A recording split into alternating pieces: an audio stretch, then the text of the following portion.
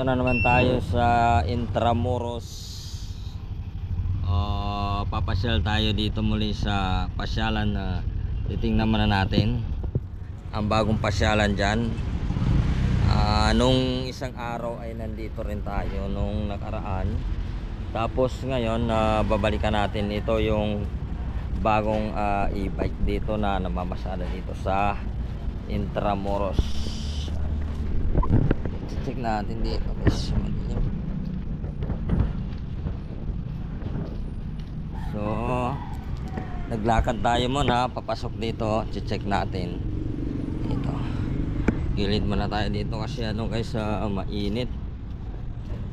Yun, may nakahanda na pala dito na mga sa pasyalan sa yung ating mga bibilihin. At meron tayong mabibili dito tuwing hapon. Hindi ko lang po alam kung magkano ang mga presyo na bibilin dito. Palalaman natin pag dating ng hapon. Yan, naghahanda na sila kasi ngayon ay wala pang tao kasi yan guys, baga yan ang lawak na dito guys. So may nakikita tayo dyan na naanod na foam. Sana kaya pupunta ito. Papupunta na ito doon sa ng Basico Beach. Sure po na yan na doon na mapupunta yan, mga anod na yan. Katulad mga ito, mga naanod dito sa area nito. Ayan So ang bibilis na sasakyan. Ito yan yung tulay tinatawiran ng galing ng Binondo o galing ng Intramuros. Ayan, dito na sila tumatawid. Ang init, mainit pala kasi tanghalin tapat yan. Yung dito sa tubig yan nangaanod na yan, mga kahoy, mga kalat-kalat na anod, galing dito sa ng ilog Pasig, pababa na doon sa Basico Beach na diretso nito doon sa makadaan yan ng Parola. So balik tayo guys kasi mainit, napakainit pala yan. Parang nakikita natin dito. Balik na ako dito kasi mahaba naman dito, malawak ko. Dito ito yung dito paghanda ng mga kainan dyan tuwing hapon at maraming tao dyan. Baka mamayang hapon guys, pupunta tayo dito. So ito ang mga disenyo nandito sa gilid nito. Pag galing ka ng Binondo Bridge, dito ka na bababa sa ito yung kanyang bababaan, matutumbok nitong building na pula. Building na pula ang ating mababaan dito. Kaya babalik na tayo.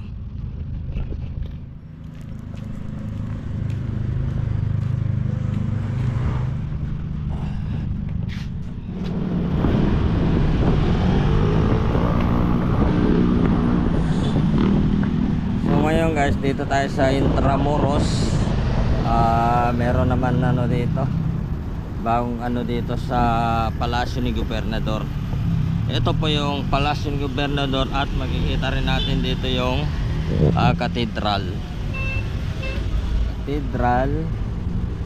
Palasyo ni Gobernador. Ito po. At meron naman dito parang pasyalan na mabibilihan.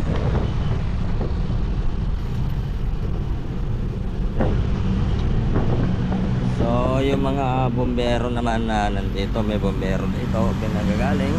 At yung land bank, meron dito land bank sa Palasyo ni Gobernador.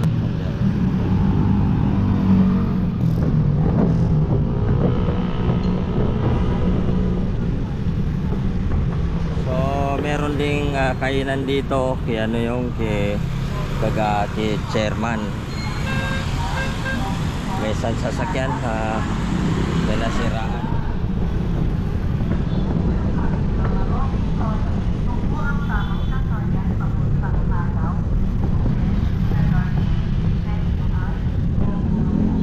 Ito naman yung pila ng mga tuk-tuk nandito. Mapunta na UN Calaw Robinson, nandyan sila sa pila.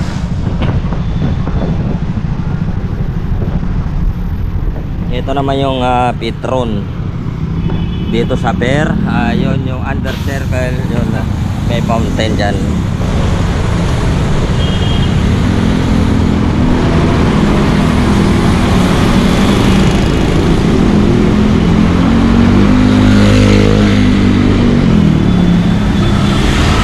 So ito naman po yung papila ng Delpan. Ito, ayun yung UN Calaw Robinson, nandyan naman sa kabila.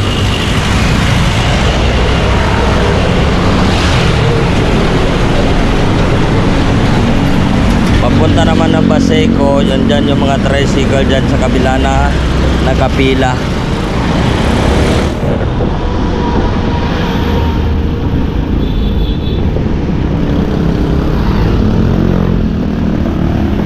Ito po yung ating po dinadaanan. Ito po yung diretso ng Delpan.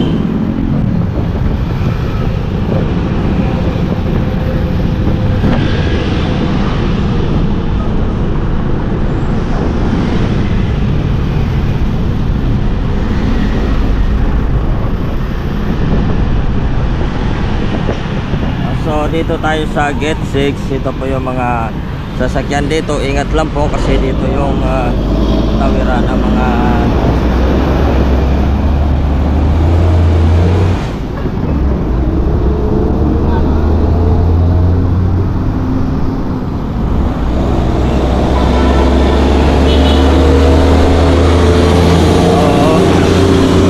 dito tayo dadaan. Paano tayo ng Baseco? Dito tayo guys. Sa pupunta na po ng Baseco naman, dito po yung ating madadaanan. Ito, napakasilong ang daanan dito. Itong barangay Arasa.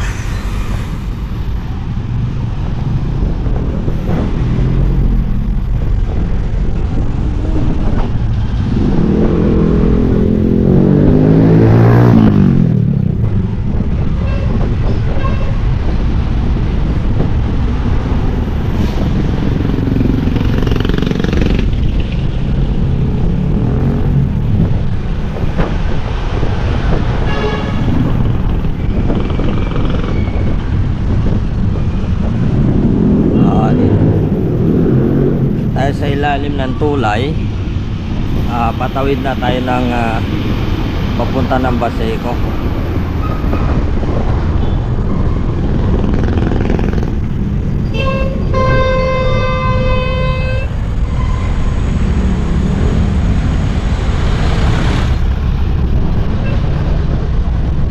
Ito naman sa kabila ay matraffic, kaya dito tayo dadaan.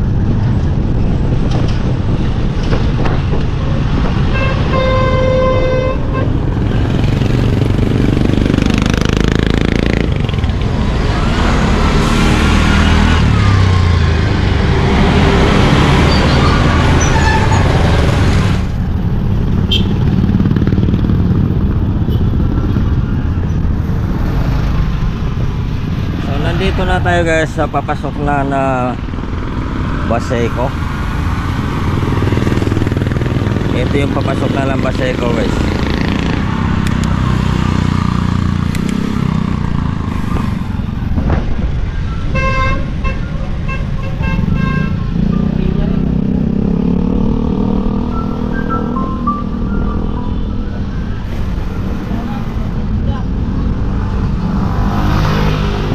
So nakita naman natin na wala namang traffic ngayon dito. Maganda naman na daloy ng mga tricycle na papasok at papalabas dito sa Baseco.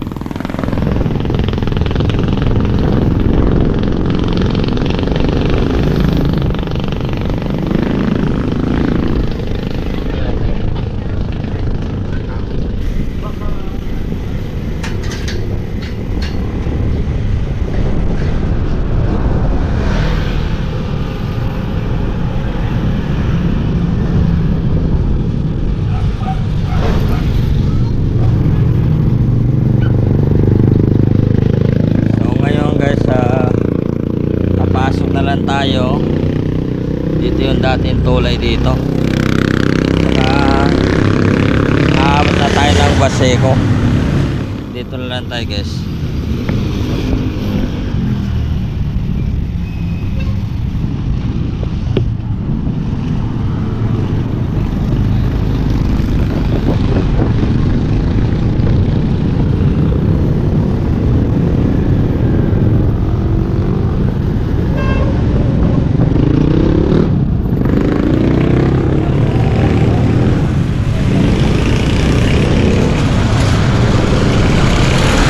Nandito tayo sa Butawan Baseco.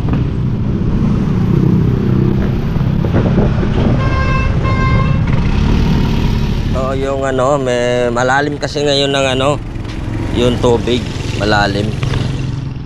Kaya ito yung gilid nito, tapos pinagtatanggal nila yung nangaanod na dito.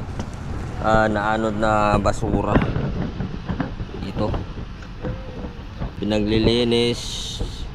Ito may bangka pa dito na palutang-lutang, may pinaglilinis dito sa ito may dito na naghukay naman dito para palalimin tong itong dalawang bako na to na tapos yun doon pinagtatanggal yung lahat po na dito na basura yun doon kita natin sinatanggal nila kuya saka dito.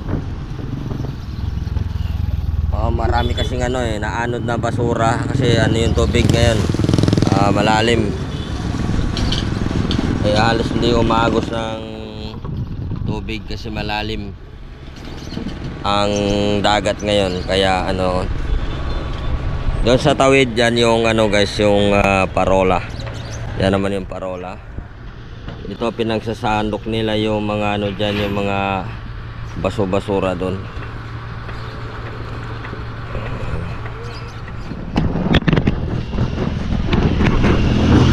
So nandito na tayo guys, nakapasok na tayo dito sa Baseco. Ito po yung ginagawa ng gutter, pero ang ginagawang gutter ay hindi pa umabot dito. Nandun pala ating pong padadaanan din mamaya. Hindi pa umaabot.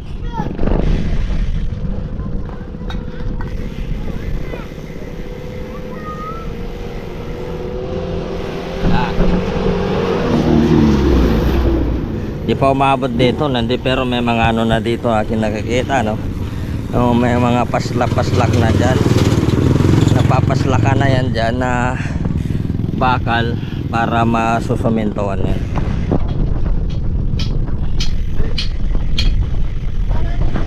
So ito nagawa na dito ng bakod yung gutter.